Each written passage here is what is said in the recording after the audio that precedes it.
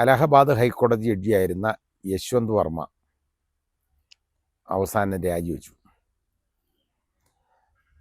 അയാളുടെ വീട്ടിൽ നിന്നും യഥാർത്ഥത്തിൽ ലക്ഷക്കണക്കിന് രൂപയുടെ നോട്ടുകൾ, കരിഞ്ഞ നോട്ടുകൾ കത്തി തീ പിടിച്ചു. കരിഞ്ഞ നോട്ടുകളും അതും ഇതൊക്കെ കണ്ടെടുത്തതാണ്.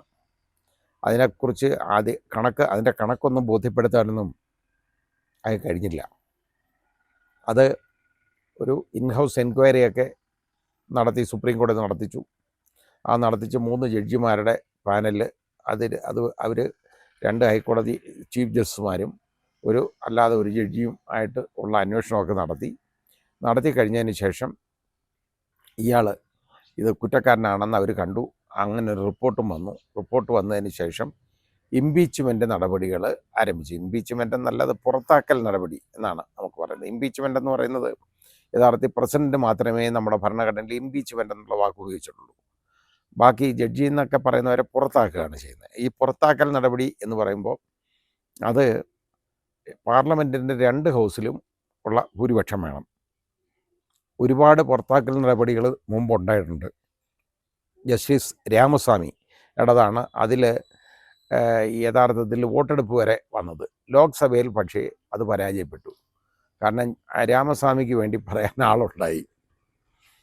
ബാക്കി അതേപോലാണ് ഈ വേറെ കുറേ പേരുടെ കാര്യത്തിൽ വന്നിട്ടുണ്ട്. വേറെ സൗമിത്രയാസൻ എന്ന് പറയുന്ന കൽക്കട്ട ഹൈക്കോടതി ജഡ്ജി, ഇതേപോലെ അയാളും ഇംപീച്ച്മെൻറ്റ് നടപടികൾ ആരംഭിച്ചപ്പോൾ തന്നെ അയാളങ്ങ് രാജിവെച്ച് അയാൾ BJP ചേർന്ന് പിന്നെ ഏതാണ്ട് MP ആവുമോ ഏതാണ്ടൊക്കെ ചെയ്തിട്ടുണ്ട്.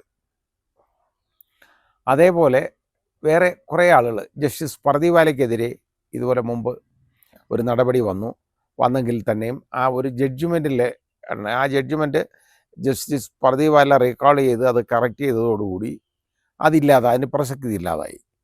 അങ്ങനെ കുറേ പേരുടെ ഇതുപോലെ വന്നിട്ടുണ്ട്. ആരും ഇതുപോലെ ഇംപീച്ച്മെൻറ്റ് നടപടിക്കായിട്ട് നിന്നു കൊടുത്തിട്ടില്ല. രാമസ്വാമിയെ പോലെ ജസ്റ്റിസ് രാമസ്വാമി നിന്നു കൊടുത്തു, ഇംപീച്ച്മെൻറ്റ് നടപടി ആരംഭിച്ചു, എല്ലാം ആയി. അവസാനം വോട്ടെടുപ്പിൽ മാത്രം ലോക്സഭയിൽ അതായത് പുറത്താക്കൽ നടപടി അത് പരാജയപ്പെട്ടു. അപ്പോൾ അങ്ങനെ ഒരു സംഭവം ഉണ്ടായി. അത് കഴിഞ്ഞ് ഇപ്പം ഞാനും പ്രതീക്ഷിച്ചിരുന്നതാണ് ഇതിനകത്ത് എന്ത് സംഭവിക്കും എന്ന്. ഇവിടെ ഇയാൾ നോക്കിക്കാണും, ആളുകളെയൊക്കെ പിടിക്കാനും വലിക്കാനും ഒക്കെ നോക്കിക്കാണും. ഒന്നും നടന്നു കാണത്തില്ല. കാരണം ഒരുമാതിരിപ്പെട്ടവരൊന്നും ഇതിൽ വീഴത്തില്ല. അതുപോലുള്ള അത്രയും ഗുരുതരമായ ഒരു ആരോപണമാണ്. ഇത്രത്തോളം ഇത്രയും വലിയ തുക എങ്ങനെ ജഡ്ജിയുടെ വീട്ടിൽ വന്നു? അത് അക്കൗണ്ടബിൾ ആണെങ്കിൽ പ്രശ്നമില്ല. ഇത് അയാളുടെ ഒരു ഔട്ട് ഹൗസിലാണ്. ആ ഔട്ട് ഹൗസിലുണ്ടായ അവിടെ തീപിടുത്തം ഉണ്ടായി. എങ്ങനെയോ ഷോർട്ട് സർക്യൂട്ടോ മറ്റോ ആണ്. അതുമൂലം തീപിടുത്തം ഉണ്ടായി. അതാണ് ഇയാളെ ചതിച്ചത്. ഇയാൾ സ്ഥലത്തില്ല.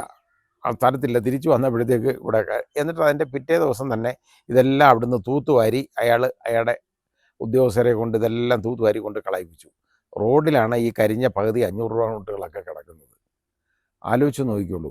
ഇതേപോലെ ഇത് ജഡ്ജിയാണ്, ഒരു ജഡ്ജിയുടെ കാര്യമാണിത്. അപ്പോൾ ഈ വൃത്തികെട്ട ഒരുത്തനെ ഇതിനെ പുറത്താക്കുന്നതിന് വന്നപ്പം അതിന് നിന്നു കൊടുക്കാതെ ഇയാളെ എന്നേ രാജിവെച്ച് പോകേണ്ടതാണ്. ഇയാൾ അതിന് പകരം ആദ്യം എൻക്വയറി നേരിട്ടു. അതിനകത്ത് പറഞ്ഞ ബാലിശമായ വാദങ്ങളാണ് ഉയർത്തിയത്. അത് മുഴുവൻ അവർ തള്ളി റിപ്പോർട്ട് കൊടുത്തു. അത് കഴിഞ്ഞതിന് ശേഷവും വീണ്ടും ഇയാൾക്ക് കാരണം കാണിക്കൽ നോട്ടീസും ഒക്കെ കിട്ടി. അതിനൊക്കെ കൊടുത്തേക്കുന്ന മറുപടി എന്നൊക്കെ പറയുന്നത് വളരെ വികലമായ മറുപടികളാണ്. ഒരു ജഡ്ജിയുടെ ഭാഗത്തു നിന്ന് ഒരു ജഡ്ജിക്ക് യോജിച്ച രീതിയിലുള്ള മറുപടിയൊന്നുമല്ല വന്നേക്കുന്നത്. അപ്പോൾ ഏതായാലും ശരി, ഇപ്പോൾ അവസാനം ഇംപീച്ച്മെൻ്റ് പ്രമേയം വന്നു. ആ പ്രമേയം വന്നപ്പോൾ തന്നെ ഒരുപാട് പ്രശ്നങ്ങളുണ്ടായി. രാജ്യസഭാ അധ്യക്ഷനായിരുന്ന നമ്മുടെ വൈസ് പ്രസിഡൻറ്റ് ജഗദീപ് ധൻഖർ, അദ്ദേഹം രാജിവെച്ചു, പോകേണ്ടതായിട്ട് വന്നു. അങ്ങനെ വന്നു. അപ്പോൾ അതൊക്കെ ഒരു പ്രത്യേക സ്ഥിതിവിശേഷമാണ്. അത് അതോടുകൂടി രണ്ടാമത് വീണ്ടും ഈ നടപടികൾ വീണ്ടും തുടങ്ങേണ്ടതായിട്ട് വന്നു. അങ്ങനെ തുടങ്ങി. ഇപ്പോൾ അതൊരു പരിസമാപ്തിയിലേക്ക് വരാൻ പോവുകയാണ്. മിക്കവാറും അടുത്ത സമ്മേളനത്തിൽ പാർലമെൻറ്റ് സമ്മേളനത്തിന് ഇത് പാസ്സാവും എന്നുള്ള ഒരു സ്ഥിതിവിശേഷം വന്നു. അങ്ങനെ പാസ്സായിരുന്നെങ്കിൽ യഥാർത്ഥത്തിൽ നമ്മുടെ ഇന്ത്യൻ ജുഡീഷ്യറിക്ക് തന്നെ ഉള്ള ഒരു ഒരു ഒരു ഒരു ഒരു കറുത്ത മുഖം വെളിയിൽ വന്നു പോയേനെ. പക്ഷേ അത് വരേണ്ടി വന്നില്ല. അതിനു മുമ്പ് തന്നെ അയാൾ ഇന്നലെ അവസാനം എന്തോ ബുദ്ധി തോന്നി അയാൾ രാജിവെച്ചു. അല്ലെങ്കിൽ വീണ്ടും അയാൾ നാണം കെട്ടേനെ. അയാൾ രാജിവെക്കുക എന്ന് പറഞ്ഞാൽ നേരത്തെ അയാൾക്ക് ചെയ്യാമായിരുന്നു. നേരത്തെ തന്നെ അയാൾക്ക് റിസൈൻ ചെയ്യാം. അയാൾ ചെയ്തില്ല. നോക്കിക്കൊള്ളണം. പക്ഷേ ഏതാണ്ട് 1-2 വർഷത്തോളം ഇരുന്ന് വീണ്ടും ശമ്പളം വാങ്ങിച്ചു, ജോലിയൊന്നും ചെയ്യാതെ. അതാണ് കാര്യം. ഇവന്മാരൊക്കെ ഇങ്ങനെയാണ്. ഏതെങ്കിലും വിധത്തിൽ എത്രയും കടിച്ചു തൂങ്ങിക്കിടന്ന് കിട്ടുന്ന പണം ഉണ്ടാക്കിയെടുക്കാം എന്നുള്ള ഒരു ഒരാഗ്രഹമാണ് ഇവർക്കൊക്കെ വരുന്നത്. എന്ത് ചെയ്യാൻ പറ്റും? മനുഷ്യൻ ആർത്തി മൂത്താൽ എന്തു ചെയ്യും? ഇതുപോലെ പണമുണ്ടാക്കി അതിനുശേഷം കടിച്ചു തൂങ്ങിക്കിടന്നു ഇത്രയും നാൾ. എന്നാൽ അന്ന് തന്നെ രാജിവെച്ചങ്ങ് പോയിരുന്നെങ്കിൽ അതിനൊരു അന്തസ്സുണ്ട്. അത് ചെയ്ത കാരണം എനിക്ക് എൻ്റെ ഇങ്ങനൊരു അലിഗേഷൻ വന്നു.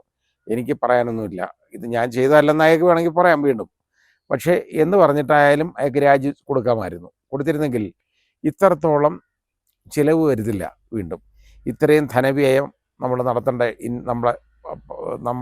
നമ്മുടെ നാടിന് നടത്തേണ്ടതായിട്ട് വന്നു. ഇത്രയും ആളുകളുടെ ജോലി ഇതിന് വേണ്ടി വന്നു. വളരെ ബുദ്ധിമുട്ട് ഇത് മൂലം ഉണ്ടായിട്ടുണ്ട്. നാണക്കേടുണ്ടായിട്ടുണ്ട്. ജുഡീഷ്യറി ആകപ്പാടെ നാണക്കേടിലാക്കിയ ഒരു സംഭവമാണിത്. കാരണം ജഡ്ജിമാരെന്ന് പറയുന്നവർ ഇങ്ങനെയാണ് എന്നുള്ള ഒരു തോന്നൽ വന്നു. ജഡ്ജിയുടെ വീട്ടിൽ നിന്ന് കോടിക്കണക്കിന് രൂപ കത്തിയത് കിട്ടി, അത് പിടിച്ചു, തീ പിടിച്ചു, ബാക്കിയൊക്കെ ഉള്ളത് അല്ലാതെ കിട്ടി എന്നൊക്കെ പറയുന്നു. ഇത് ഈ ഒരു വലിയ നാണക്കേടാണ് ഈ ജുഡീഷ്യറിക്ക് ഇത് മൂലം ഉണ്ടായത്. ഇങ്ങനെയുള്ളവന്മാരെയൊക്കെ യഥാർത്ഥത്തിൽ ഇവനൊന്നും വേണ്ടെങ്കിൽ ഈ സർവീസിലേക്ക് വരരുത്. പണം ഉണ്ടാക്കാനാണെങ്കിൽ വേറെ എത്രയോ മാർഗങ്ങളുണ്ട്. നല്ലൊരു അഭിഭാഷകനാണെങ്കിൽ എത്ര രൂപ വേണമെങ്കിലും കിട്ടും അഭിഭാഷകന്. ഇത് ഡെഡിക്കേറ്റഡായിട്ട് ഈ ഒരു ജഡ്ജിയാണെന്നുള്ള നിലയ്ക്കുള്ള ജോലി ചെയ്യാൻ ആഗ്രഹത്തോടു കൂടി വേണം ഈ പോസ്റ്റിലേക്ക് വരാൻ. സ്ഥാനമാനം മാത്രം ആഗ്രഹിച്ചും ഇതിൽ വരരുത്.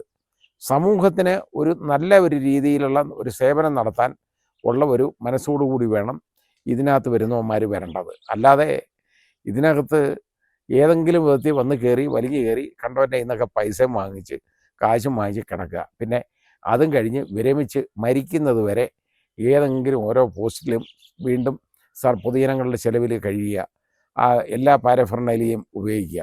ആ രീതിയിലുള്ള ഒരു കാഴ്ചപ്പാടുള്ളവരൊന്നും ഇതിനകത്ത് വരരുത്. അവർ പ്രാക്ടീസ് ചെയ്യാൻ കഴിവുണ്ടെങ്കിൽ നല്ല രീതിയിൽ പ്രാക്ടീസ് ചെയ്യണം. ഇല്ലെങ്കിൽ വേറെ വല്ല ജോലിക്ക് പോകണം, അല്ലെ പണം പലിശയ്ക്ക് കൊടുത്ത് ജീവിക്കണം. അല്ലാതെ ഈ വൃത്തികേട് കാണിക്കുകയല്ല വേണ്ടത്. ഇത് ഇവിടെ വന്നിരുന്നുകൊണ്ട് ഇതേപോലുള്ള തോന്നിവാസങ്ങൾ കാണിക്കുക എന്ന് പറഞ്ഞു കഴിഞ്ഞാൽ നമ്മുടെ ഈ ജുഡീഷ്യറിക്ക് ഉണ്ടാകാവുന്ന നാണക്കേടെന്ന് പറയുന്നത് ചില്ലറയല്ല. അങ്ങനെ നാണക്കേട് വരുത്തിയ ഒരാളാണ് യഥാർത്ഥത്തിൽ അയാൾ. ഇന്നലെയെങ്കിലും രാജിവെച്ച് പോകാൻ തോന്നിയ അയാളുടെ മനസ്സ് നല്ലതാണ്. ഏതായാലും അത്രയും നന്നായിരിക്കട്ടെ.